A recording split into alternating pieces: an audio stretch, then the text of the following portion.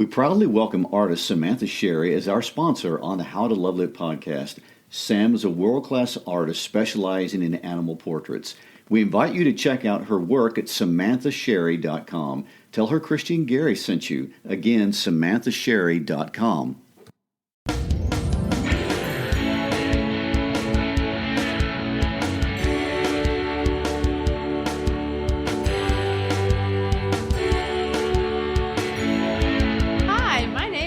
Shriver. And I'm Gary Shriver, and this is the How to Love Lit podcast.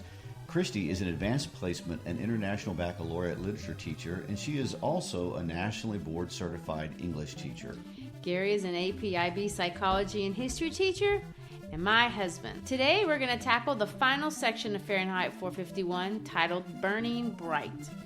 We've super enjoyed talking about this book, especially as we look around the world today and see so many people discussing the issues that were so close to Bradbury's heart all those years ago. In this last section, Bradbury does what no public figure ever does when discussing problems of society and culture. He answers the question, now what? What should we do? And in preparation to understand what these concluding thoughts are, let's go back and revisit what's happened in the first two sections of the book and what they mean. All right, well, let's do a super quick recap of Chapter 1 and Chapter 2 so that you can give us the plot for Chapter 3. In Chapter 1, Montag comes home to Mildred. Mildred is dying from a pill overdose. There's a lot of time spent contrasting Clarice, the girl who's super in touch with the world, versus Mildred, who's very disconnected. There's a war going on. Mildred nearly dies. The mechanics come to pump out her stomach, and she's clueless about that. Then there's the mechanical dog, which is going to hunt down Montag later on. Clarice comes back into the story. Then we have Montag, Beatty, and Stoneman and Black go to burn an old woman's house. While they're at the old woman's house, she quotes some lines from some books, and the whole effect shakes Montag to his core. He wonders why anybody would read a book and be willing to die for it, and now he begins to wonder whether books have magical powers or not. And he goes home. He tries to talk with Mildred about these things. He realizes they can't even remember their own relationship. They have no connections. He finds out Clarice is dead. And then Beatty eventually shows up at his home, and they have a very important talk, very important philosophical talk. In Chapter 2, Montag and Mildred are going to read together. Montag remembers, and then he's going to track down Faber. Faber becomes a character in the book. Montag shows Mildred a Bible. Then he goes down to see Faber. Montag comes up with a goofy plan to try to burn down the firehouses. Then Montag comes back home. He engages Mildred and her friends in the parlor, turning off their televisions and scaring them by doing something very dangerous, which is reading to them. The women are highly offended. Anyway, Montag goes back to the firehouse with his ear thimble in, and his friend Faber talking to him in his ear to tell him how to engage Beatty and deal with the confrontations that Beatty is causing him. The firehouse gets a call. Beatty chooses to drive the salamander. They all pile into the fire wagon, and the destination is Montag's home. And Chapter 2 ends with Montag standing in front of his own home, being commanded by Beatty to burn it to the ground. There you go. This final section is really where we start to get into the action. In fact, I would say that although I don't know anything about movie making at all, but if I were going to make a movie, this is where most of it would be, because this is where everything happens. There's going to be a murder, a chase scene, an escape, a war, and a nuclear bomb. So let's go ahead and just run through quickly the plot, and then I want us to kind of talk through some of the main ideas and highlights of things to really see where the theme is going and what argument is being made in the book. So here we go. First thing, Mildred has turned on Montag, and she has turned him into the authorities. Then Beatty, and so that's why they're there at the house. Beatty gives Montag the flamethrower and tells him to torch his own house, and then he starts taunting Montag. There's this green bullet that had been in Montag's ear. It falls out. Faber's busted. Montag turns the flamethrower on Beatty and murders him. The Hound shows up and leaps to attack Montag. Montag destroys the Hound, but not before he gets injected with poison. He picks up some remaining books and starts to run. There's a chase, lots of running, encounters people. There's a new Hound that's chasing him. Everything is on TV. Word is getting out to look for him. He picks up a seashell and he kind of follows his own chase. Ultimately, he's trying to get to Faber's house. On his way, he's going to drop some books in a fireman's house, and he's going to call to report the fireman. He goes to Faber, gets clothes, realizes that he can't stay. They're after him. Faber says he's leaving the next morning at 5:30, going to go to St. Louis. And Montag heads out for the river, trying to outrun this dog. And, of course, he barely makes it. He can hear in the seashell that they're going to have everybody open their door. And right when this is going to happen, boom, he gets to the river, floats in, stays in there for about 5 pages. Then he gets out, walks around in the country, eventually runs into a commune of refugees, meets his mentor number 3 named Granger. They bring Montag into their group. They basically watch on TV how the Hound catches and kills, quote, another Montag. And, of course, the news is declaring the crime solved. They talk. They look up. There's the war. It begins and ends in an instant because a bomb is released. The city falls flat, and they watch everything go up in smoke. And then they just start walking up the tracks towards the north looking for survivors. So that's the nutshell, if that is the correct expression. I kind of don't think it is. But anyway, the big idea of the whole book, and the one that Bradbury introduced in part 1, developing through dialogue in part 2, and now I really think is trying to illustrate through the plot in part 3, is he's suggesting that humans cannot go through this life and have any kind of meaningful existence if we base our lives in the pursuit of fun, because this is going to lead us to isolation. He's suggesting that there must be some sort of struggle, and meaning has to be made through interpersonal relationships and discourse, not just with our friends and peers, but through an interaction that occurs in our minds, with ourselves, with our past, through historical reflection and philosophical, moral, and spiritual study. And this self-reflection is absolutely a critical part of the human experience, and the consequence of leaving it out produces death and, of course, ultimately this destruction of civilization. Is that the argument? I think that's the argument, and I think it would be surprising to people reading Fahrenheit 451 for the first time. They would, like me, would come to the book thinking this is a dystopian novel about a government that's repressing people, about a government that's using books as a way to perform mind control. And getting into the book, you find out there's a distinct lack of government throughout the whole book. The government shows up periodically to have a war, but for the most part, the government, as we would think in most dystopian novels, is absent. Right. This book is often compared to like Animal Farm or 1984 or some of these darker Orwellian books. And it's actually not even a dark book at all, even though he did blow up the world. Well, there is that. But it's really not about that. It's about the internal person and what that means. And I want us to kind of go through it and see really where we start off with Beatty and how that ends up with this new guy, Granger. So in the beginning of section 3, Beatty starts off with this awesome allusion to Daedalus and Icarus, and that's what he calls them. And Daedalus and Icarus is a super well-known story. Daedalus created the labyrinth in Crete, and of course King Minos had locked him in there, and he wants to escape. So he tries to escape with his son Icarus, and they create these wings, but they're made out of feathers and wax. And Daedalus tells his son, "It's awesome to fly, but if you fly too close to the sun, you're not gonna make it."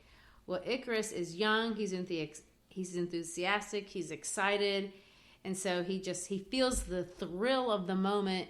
And of course, he flies too close to the sun, and he falls into he melts his wax and falls into the sea and drowns. So we see Beatty saying, I know you're excited, but this is going to end in death for you, which is an ironic thing for Beatty to say. Indeed. And I'm going to digress for just a moment. One of my favorite all-time bands is Kansas. Kansas has an awesome song in one of their early albums called Icarus, Born on Wings of Steel. It's this whole story from Greek mythology. Wings of Steel? They took some liberties with that. Well, I think they did. It was the 70s. They could do that. Yeah, for sure. So anyway, I also want to point out is Beatty is talking and ranting and basically saying you're an idiot. He increases his anger, and we know this because the amount of cuss words. Now, cuss words, people say cuss words now, like just because they don't have anything to say and they inject it randomly and it has no meaning. But when writers use it, they're trying to suggest anger, energy, emotion. And so all these hells and damns, they're everywhere.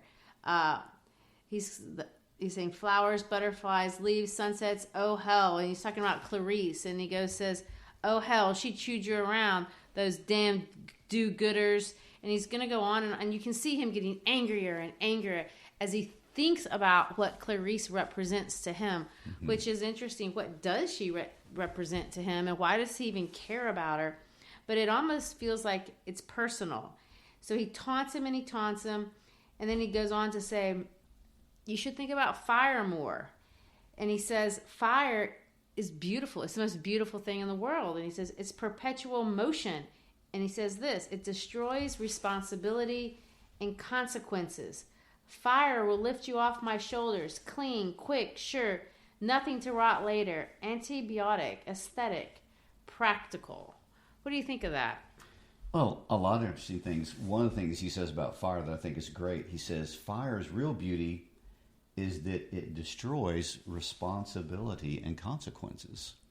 And you get the impression, I don't know, because there's not enough backstory on Beatty to really know. I know later on in life, Bradbury is going to suggest in interviews that he had to make up this backstory for Beatty, and he did. And he says that Beatty was this old guy that had suffered a lot in his life and had been really studious and was a good student and had personal pain. His parents had died. He had a failed love, and he looked to books, and he gets angry because they can't provide him the solace that he wants.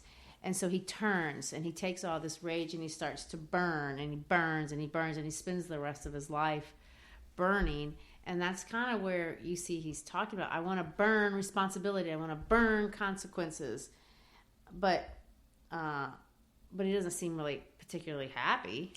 No, and there's a couple things I want to say. I'm going to interject this about Beatty. This comes from nowhere other than the caverns of my own mind, so I can't even back it up. But the way he talks about Clarice when he's condemning her to Montag and the way he talks about books are similar. And when I read the dialogue, it reads like a man who is angry because of elitists, that Clarice has, in his mind, projected some kind of elitism, and the books mock him with some kind of elitism. And so he's very angry at them. And plus, if we're going to be psychological, he's obviously practicing some displacement. He's extremely angry at another place, but he's able to take the anger out successfully on books. They're targets that can't defend themselves, which is what displacement is about. Well, he does, and now he's going to make Montag do it. So he takes him to this house, and he says, I want you to do this job all by your lonesome, not with kerosene and a match, but piecework with a flamethrower. Your house, your cleanup. So he gives him a flamethrower, which is a weapon, and he says, have at it. And, of course, that's what he does. Which I find that very compelling. Montag wants to burn his house. When I read this, he joins into the burning like, yeah, I'm going to set the beds on fire. Yes, I'm going to take aim specifically at the panels. It was like he had some anger that he was releasing towards his own house and burning it down. That's a good point. I hadn't thought of that. So he steps in, and he's going to fire twice in the twin beds, which notice he doesn't sleep in the same bed with his wife. But anyway, they go up and he burns the bed, and it's very methodical. It goes through, burns the whole thing. It says the house fell in red coals and black ash and pink gray cinders. And of course, I point out that it's 3:30 in the morning, which showtime. Yeah, well, I point this out because the timing is going to be interesting. They don't really have a lot of time before the end of the world. Of course, they don't know that. But anyway, so at 3:30 in the morning, everybody's out there watching, and he starts to taunt him again. Well, as I say, Beatty starts to taunt Montag over again, and he says, "It was the act of a silly damn snob. Give me a few lines of verse, and he thinks he's the Lord of creation. You think you can walk on water with your books?" And of course, these are biblical allusions of referencing to Jesus and the God of the Old Testament and the Bible. But it's also where I got that feeling of the elitism that he's angry at. And he's angry, and he goes on and on and on until finally he hits him on the head. This sends Montag reeling back, and the green bullet falls out. Now this gets Faber busted. And of course, Beatty's going to say, "Oh, now there's more. Well, I'm going to trace that thing and go after your friend." When he says this self-defense mode, I guess, kicks in, and Montag turns that flamethrower on and just burns him down. And they says Beatty flops over and over and just kind of dramatically dies. The description of Beatty getting flamed, to use a contemporary term, is amazingly detailed, but the word that stands out the most out of everything was liquefaction. Which I'm not even sure that's a real word. It is a real word. Yes, it is. I don't want to get too morbid in detail, but liquefaction is the part of the liquidation process of a decomposing body. Oh, foul. You're right. We don't need to get into that. I didn't know that. We'll leave that for some other discussion. Yeah, for the video. Ah. So anyway, Montag realizes that he's murdered, this guy. Things are going badly. The mechanical hound is there. Yeah, and let me say this one last insult before he flames Beatty. Beatty says, "Go ahead now, you second-hand literature. Pull the trigger." Derry Montag. So, in other words, calling him a second-rate intellectual, second-rate wannabe book reader. And of course, he has to do a final reference to literature that Montag can't understand. He calls him Cassius, which is the traitor in Julius Caesar. Why would he even know that? But he just can't stop. He just can't stop to the very end. And of course, he dies. The mechanical count comes out, and it's going to attack Montag too. He burns it with the flamethrower, but not before he gets injected. And I guess that whatever they inject makes you numb, because it describes that he can't walk very well. And as he's getting ready to run away, Montag has this thought. He says, "Beatty," he thought, "you're not a problem now. You always said, don't face a problem, burn it. Well, now I've done both. Yikes. Goodbye, Captain." And the chase is on. And of course, the chase goes on, and he runs, has all these problems, picks up these 4 books. And then he stops the race, I guess, or Bradbury stops the race to put us into Montag's mind for a minute. And he says, Beatty wanted to die. Explain that. That's fascinating to me, because when I read this a couple pages back as I was reading, I went, Montag's a murderer now. We're going to add that to the whole pile of things that are going on. And the funny thing is that when he writes the scene, there's no warning. It's like all of a sudden, boom, there it is, and he's roasting this guy. And so I go for the next couple of pages thinking now Montag's wanted as a murderer, which he is. But I was trying to think, why did he do that? Well, then we get a couple pages later on, and he reasons Beatty wanted to die, that this was suicide by provocation. And so the question becomes, what's Bradbury saying? Why? What is he saying about this man that made this man into this? I mean, why would you? He was successful. He was clearly fulfilling. He had purpose. This is the only guy that has purpose. Well, and Montag's thinking to himself, how strange. Strange to want to die so much that you let a man walk around armed, and then instead of shutting up and staying alive, you go on yelling at people and making fun of them until you get them mad, and then he lets the thought trail off. So, any thoughts on that? No, I mean, I'm mystified as to why Beatty dies in this fashion. Well, I don't think I know either, but I will say my thought, as I had thought about this before.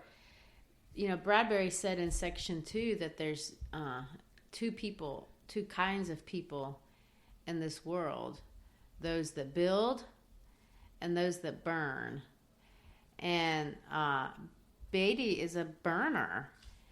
And I think, if I'm going to project, I think he's saying this is where this leads. It's not a happy life.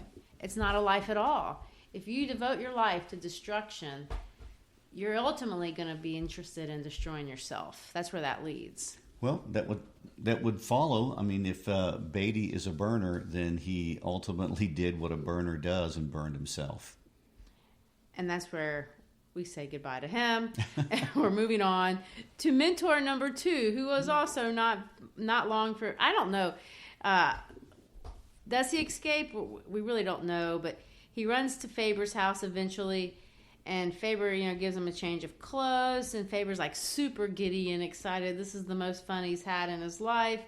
He says, I'm out of here too. I'm going to get out. I'm going to go to St. Louis. I'll be out in the 5 o'clock train tomorrow. So we'll catch up later. We'll meet up or whatever. But you got to go, because they have a seashell thing. So I guess the way their society works is everybody stays in touch with everybody else, kind of the way we have updates on our phones and we all know everything at all times. Well, they did too, through their listening device. And which is a seashell. I would just want to throw that as a reminder. The ear thimble or the seashell was a piece that everybody wears in their ear. Which I do think we basically have that now. My students all walk around with these because they don't have wires anymore on their headphones. So they just keep them in all the time, just like the seashell thing.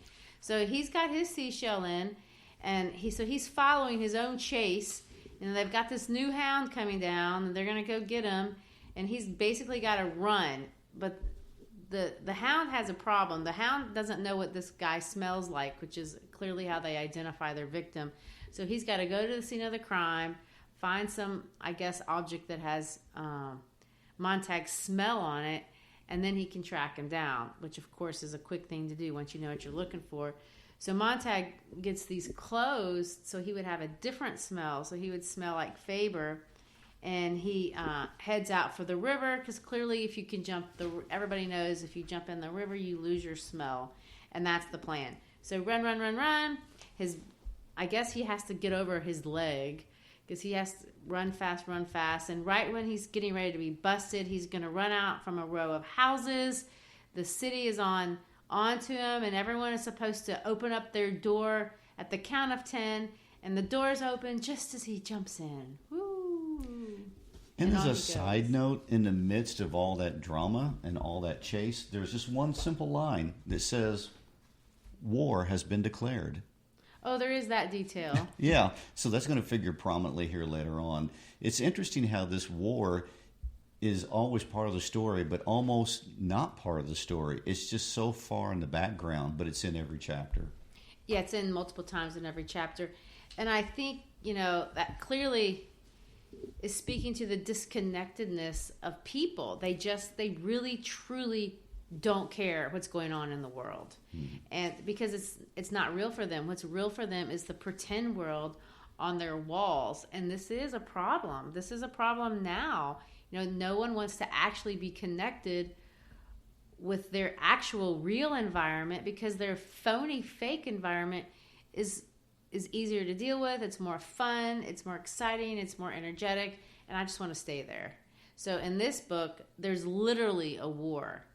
And I would suggest today that it's not far-fetched that there are, maybe even in our country, there would be a large segment of the population that if we declared war, they'd go, they'll take care of it.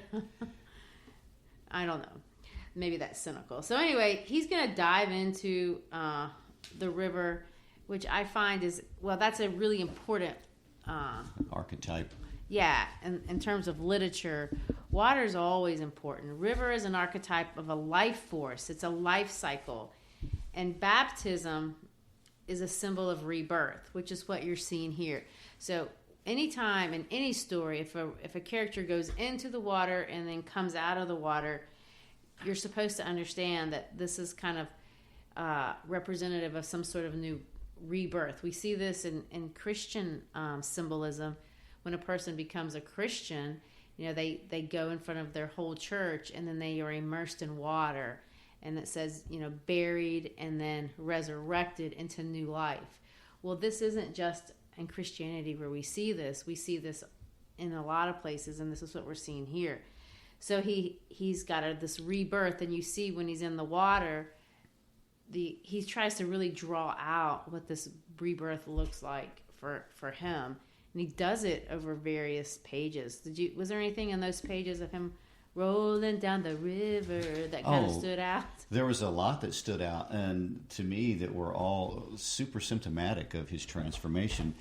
First of all, when he meets Clarice back in chapter 1, the most notable characteristics about Clarice is that she's very connected to her environment. She notices flowers. She tastes the rain. She's aware of all these sensations. And as Montag is floating down the river, Bradbury spends several pages detailing all types of things that he's sensing. He's hearing sounds, he's feeling feelings, he's smelling smells, he's remembering smells from childhood. So Bradbury went to a lot of trouble to create a lot of detail where he's having a lot of sensory experiences. And he's coming alive. He's coming alive to the natural world. He had been dead to the natural world while he was living in the city, burning things down with televisions blaring and everybody escaping any kind of discussions and interactions. And so now he's very present, and he's very aware that he's present in the moment. I thought that too. And the idea is to maybe he's even meeting himself for the first time in a long time. He goes back and he thinks about some girl, and it's not Clarice, that he had met a long time ago in his past, and a young and beautiful woman who would sit in an unlit window braiding her hair.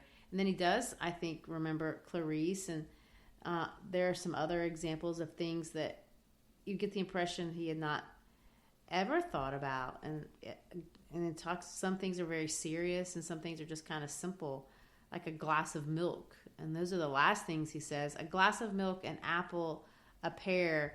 And then he gets out of the river. So now he's on the other side and he's in the land. And of course it's dark. And he looks up and he sees the stars. And he calls them flaming meteors. And almost to the point that it kind of freaks him out a little bit, the dark and the stars. And it makes him want to go into the river again. But he doesn't. So he's got all this land and it's still dark. But it's not in the middle of the night. So they burnt the house at 3:30. This wasn't a very long race.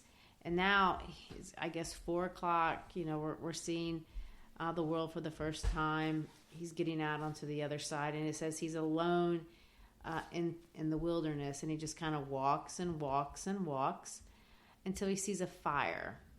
And when he sees a fire, he thinks again about what fire has meant to him. And it occurs to him that this is not the same kind of fire. And Bradbury is going to redefine his primary symbol in the book. Up to this point, fire had only meant destruction. And now we see that it means something totally different. It has another role. And he says he hadn't known fire could look this way.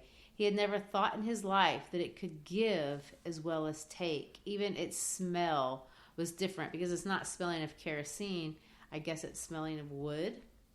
And so all these guys are just kind of, I guess they're all, he says men's faces.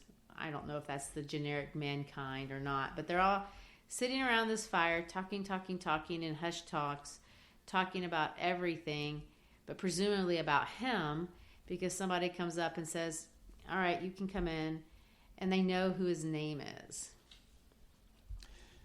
And that's interesting. What I want to point out real quick here, too, something you said just a minute ago, Montag is having an awakening experience, and the way Bradbury detailed it is really fascinating. And every character in stories where they have a turning moment, they have an awakening of some kind. But Montag's awakening is so huge and so thorough and such a complete turnabout from what he's ever been that is super impressive the way that Bradbury describes this awakening. Everything from experiencing the world to having memories. All of a sudden he's back in touch, or is becoming in touch with who he might have been at one time. And he meets this new guy who he's going to help him create his new identity. And the first thing Granger points out is, here, come on, let's go see you. They're going to kill you on TV. And they've got this little TV, and they're going to create a story in town where somebody is going to be Montag. They're going to catch him in 5 minutes, and they're going to kill him. The camera fell upon the victim. The victim is seized by the hound. Screamed, he screamed. Blackout, silence, darkness. Montag cried out in the silence and turned away. Silence. The search is over. Montag is dead. A crime against society has been avenged. And of course, everyone in town has been told what to think and what to believe about this event. Yeah, this was a scapegoat chase. And Montag was having this out-of-body experience of thinking, they're chasing me. I'm not on the television. I'm here watching it with you. And the new guy, Granger, had to explain to him, no, they do this all the time. They find some poor scapegoat. They find some guy who has a bad habit of walking the streets at night, and they track him for just such an occasion. You escaped, you got away, so they knew where this guy was, and they killed him for the sake of entertainment and reassuring everybody.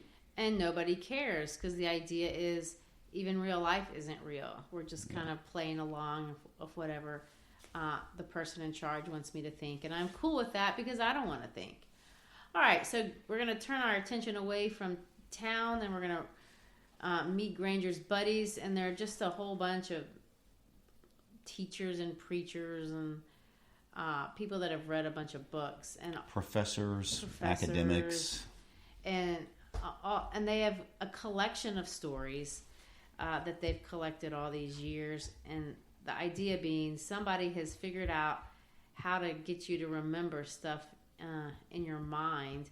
And these are all people that have read a book or another, and they're kind of the guardians of the world as they collect this. They're guarding all of Western civilization inside their minds. And of course, Granger's going to delineate all these people that they represent, the writers of history.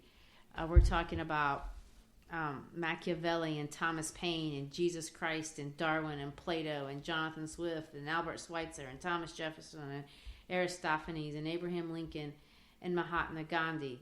So the question that I'm asking you is, what importance or pattern do you see in the choice of all these people over these pages that he's going to delineate as, we're remembering this dude and this dude and this dude? What's the connection between all of them?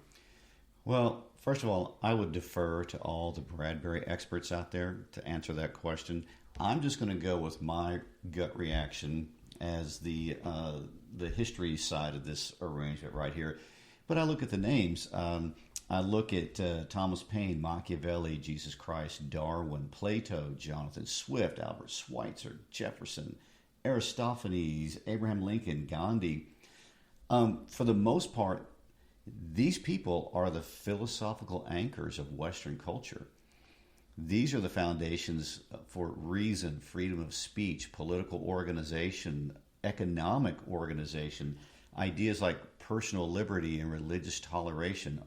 They come out of the minds of these people that he's mentioning right here. Of course, every bit of that antithetical to what's going on in Montag's world back in whatever town he came from that's about to be turned to ashes.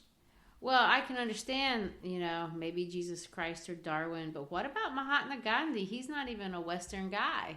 He's from the East. Well, we share ideas around the world. Well, there is that. But Gandhi's, I want to say contribution comes primarily through leading India, the India independence movement against the British Empire. So, Gandhi's contemporary to when Bradbury's writing this story. Gandhi would have been a very well-known figure in Bradbury's current contemporary lifetime writing this book. And another thing I want to point out that's going on that's super important during this time period, Bradbury's writing Fahrenheit 451 right at the height of the Korean War. And the United States is involved very deeply in its first aggressive war against communism, where we're actually shooting and killing people.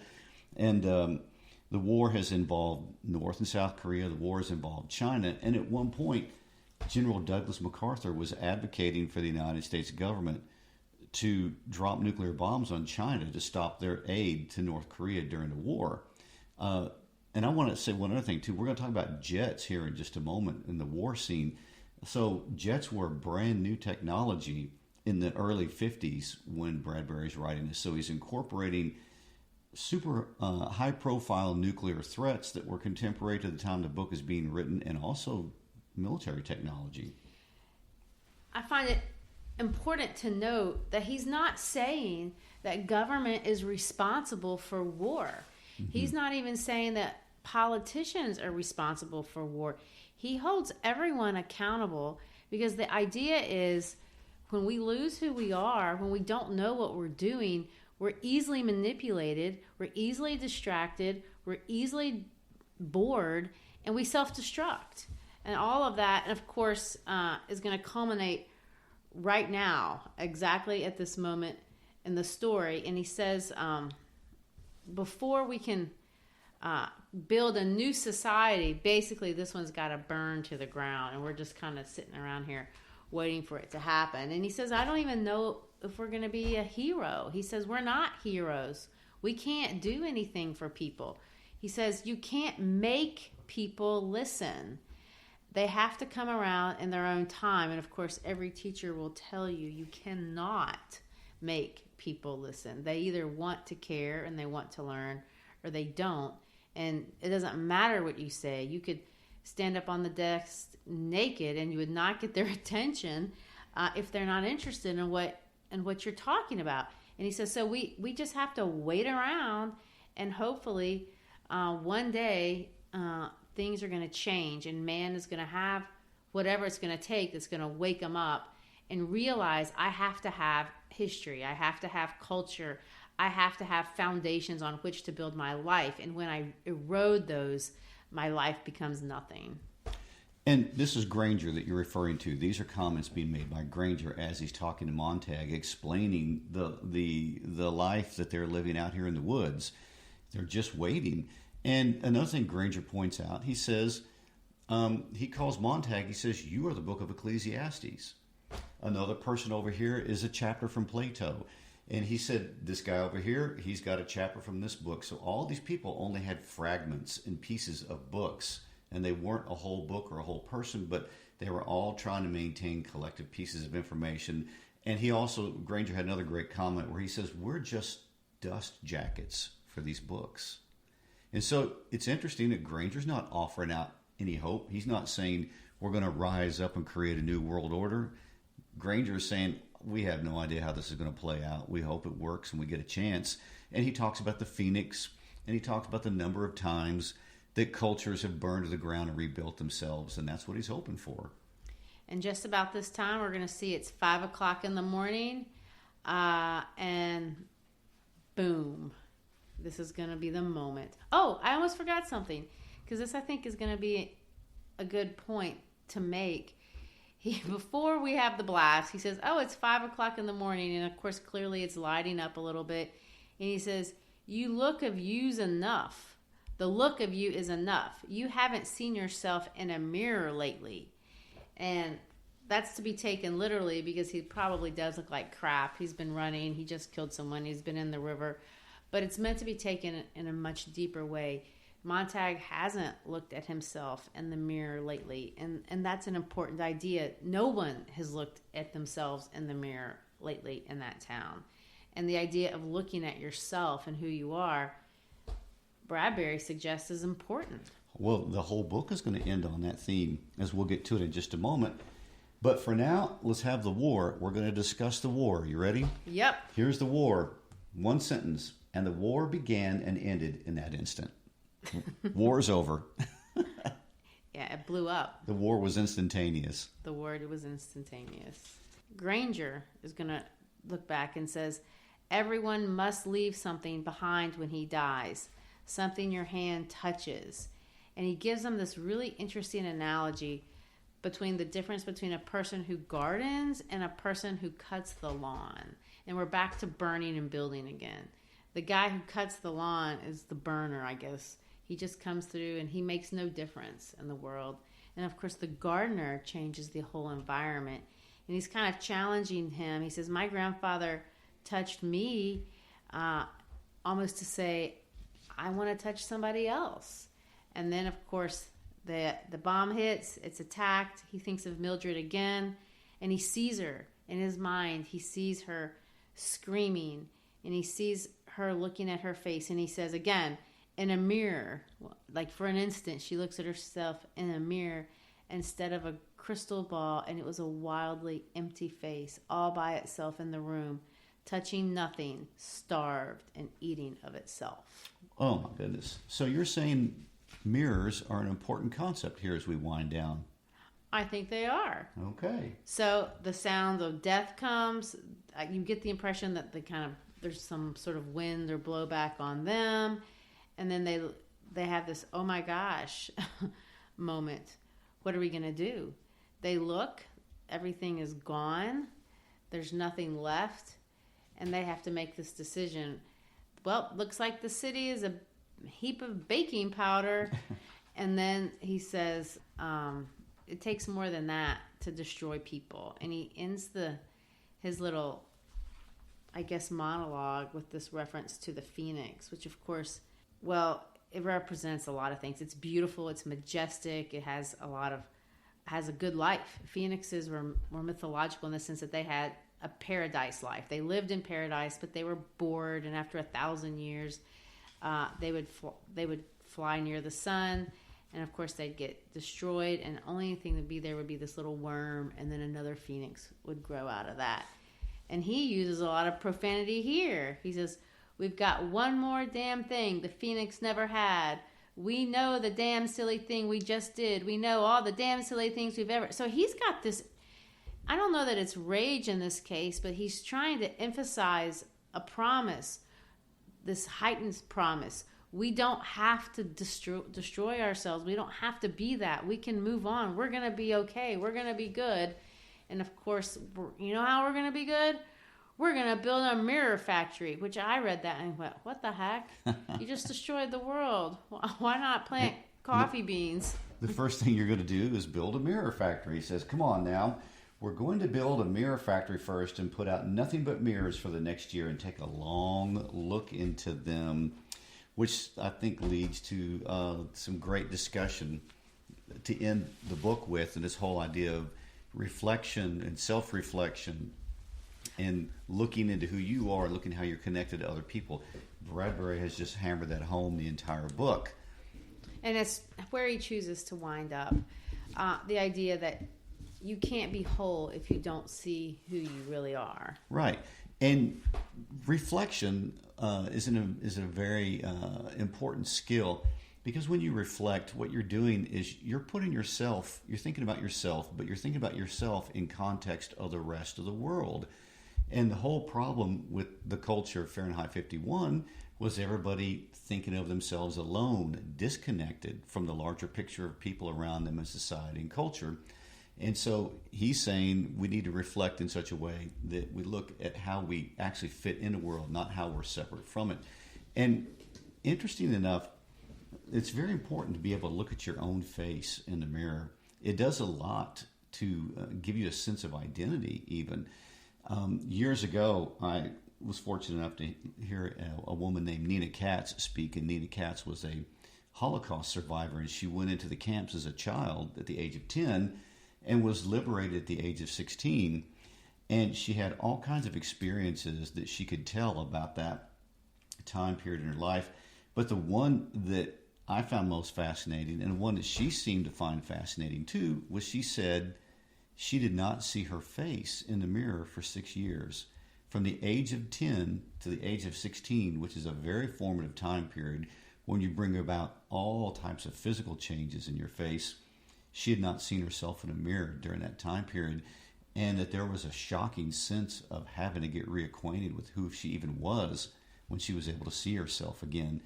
And it's interesting that a person has experienced that in real life, and Montag, or through Montag, we're saying the whole society is going to have to learn how to reflect again. Everyone needs to get their mirror and look at themselves in the face. You know, going back to the Bible, in the New Testament, in the book of James, there's a very interesting verse, and it says this: anyone who listens to the word but does not do what it says is like someone who looks at his face in a mirror and immediately forgets what he looks like. So you have to reflect. The Bible teaches you have to reflect, and then you have to have the agency to act on the things that you believe in, on the words that you received. And whoever looks intently into the perfect law that gives freedom and continues in it, not forgetting what they have heard, but doing it, the Bible says they will be blessed in whatever they do, which is kind of a promising idea. And I think it's the idea, the optimism that we see concluding in this book. Well, and it's interesting. Here we are in a destroyed world with a ragtag group hanging out in the woods trying to find ways to survive, and that's optimistic. Yeah. And so they're standing around talking, and this important line comes up. Montag's going to speak to the group. And it says, Montag felt a slow stir of words, the slow simmer. And when it came his turn, what could he say? What could he offer on a day like this to make the trip a little easier? And he says, to everything there is a season. Yes, a time to break down and a time to build up. Yes, a time to keep silence and a time to speak. Yes, all that. But what else? What else? Something, something. So he's obviously quoting Ecclesiastes, who is who he is now in this new group of people. And he comes up with the next verse from Revelations 22. And on either side of the river was there a tree of life, which bare 12 manner of fruits, and yielded her fruit every month. And the leaves of the tree were for the healing of the nations. And then, of course, the last 5 words of the story are not even a complete sentence. When we reach the city. ... All right. I guess we wiped out another book. I hope everyone enjoyed our discussion today. As you already know, Gary looks at these texts with the background of a psychology and history teacher. I tend to view them mostly from a traditional literary perspective. We hope we've given you something to think about today. Whether you agree or disagree, feel free to express or engage them with others in your world or with us. We hope you find something to love in the books that we love. And don't forget, if you have a particular book you'd like to hear about, or if there's something we should have said and didn't, let us know on our Facebook or Instagram page. We'd love to hear from you. It's not our goal that you agree with us. We just want you to love these books and enjoy thinking about them. And if you do, remember to hit subscribe. So coming to you from Memphis, Tennessee, again, thanks for sharing your time with us today. Reach out to us anytime on Facebook, Instagram, page, or our website. And until next time, when we conclude Fahrenheit 451 and discuss the poem Dover Beach. Don't forget to subscribe. Peace out.